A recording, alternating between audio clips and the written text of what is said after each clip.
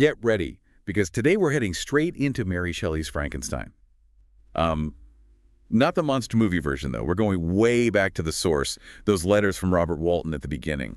You know, the ones he writes to his sister Margaret. Right. Those letters are really important, aren't they? They set up everything that happens later. It's like we're getting a look straight into Walton's head as he starts this crazy, dangerous trip to the North Pole. Yeah, it's like reading his diary, and right away, you can practically feel that Arctic chill, when he describes walking through St. Petersburg, feeling that cold northern breeze. That sensory detail is really smart of Shelley. Right off the bat, you get that Walton has this romanticized idea about exploration. It's not just about geography for him. It's about some kind of amazing, intense experience. Yeah, and you really feel that pull of the unknown in how he talks. He calls the North Pole this region of beauty and delight, even though he knows most people think he's nuts for even going there. Why do you think that is? What is it about the unknown that pulls people like Walton in? Well, I think for Walton, it goes beyond just discovering things. It's ambition that really drives him. Like when he writes, "What may not be expected in a country of eternal light, I may there discover the wondrous power which attracts the needle." He's definitely driven to leave his mark. Get the sense he has to do something totally new, something nobody else has even tried before. Exactly. He wants the fame, the glory, to be in the history books.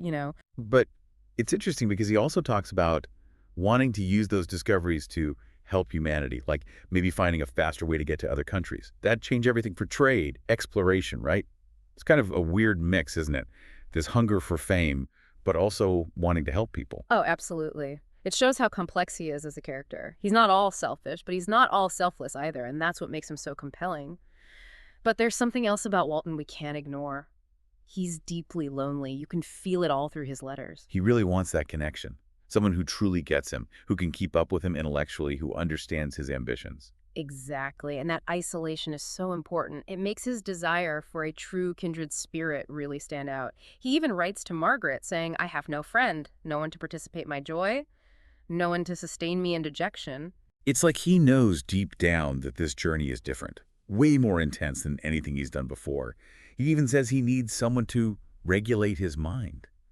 It kind of makes you wonder, is it possible he's actually afraid of his own ambition?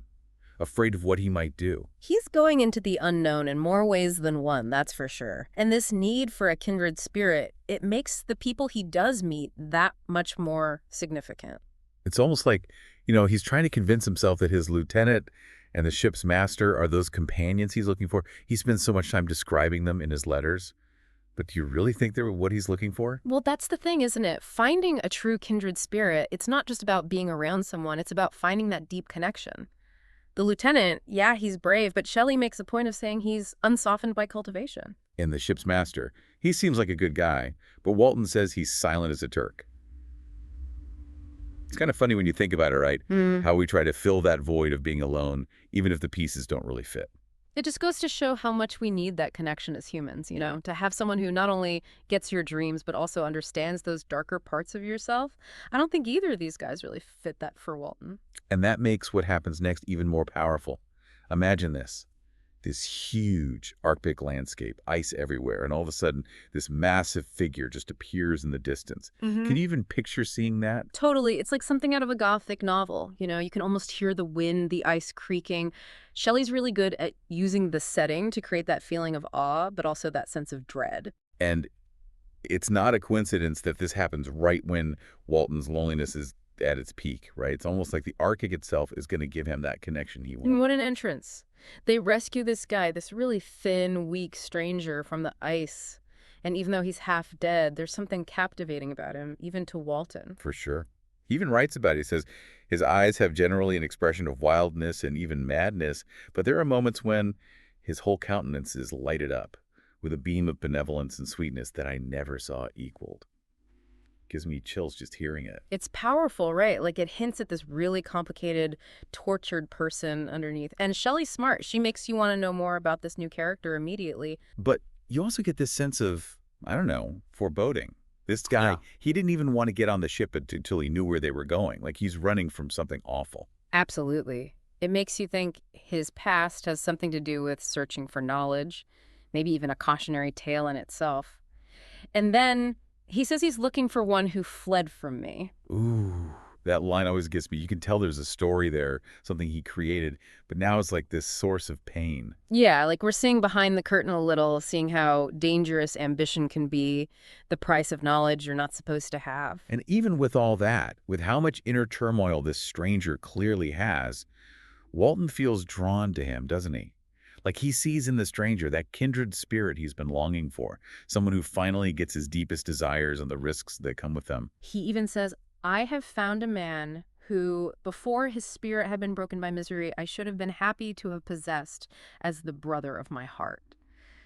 It's both hopeful and sad at the same time, you know? Hopeful he's found a connection, but sad because you can tell he sees what he could become. It's like foreshadowing, right? It's like Yeah. Walton's so drawn to this guy, you know. He sees someone who understands that deep need for knowledge, for ambition. But at the same time, you can't help but feel like he's watching a warning unfold right in front of him. It is. It's like Shelley's created this parallel between them. Yeah. Watton's totally captivated. He can't wait to hear the stranger's story, but there's this underlying sense of danger, you know? Totally. And it makes you think, as you're reading those last few letters, is Walton going to figure it out in time? Will he see where his ambition could lead before it's too late? Or is he going to make the same mistakes as the stranger? That's the question, isn't it? And Shelley's so good because by the end of those letters, you're dying to know more about the stranger, but a part of you is kind of scared of what you might find out. Have you ever felt that way? Wanting something but worried about what it might cost? All the time. It's like that saying, be careful what you wish for. And I think that's something Shelley captures so well, how we can be both drawn to and afraid of the same thing. She's definitely not shying away from the dark side of what it means to be human, is she?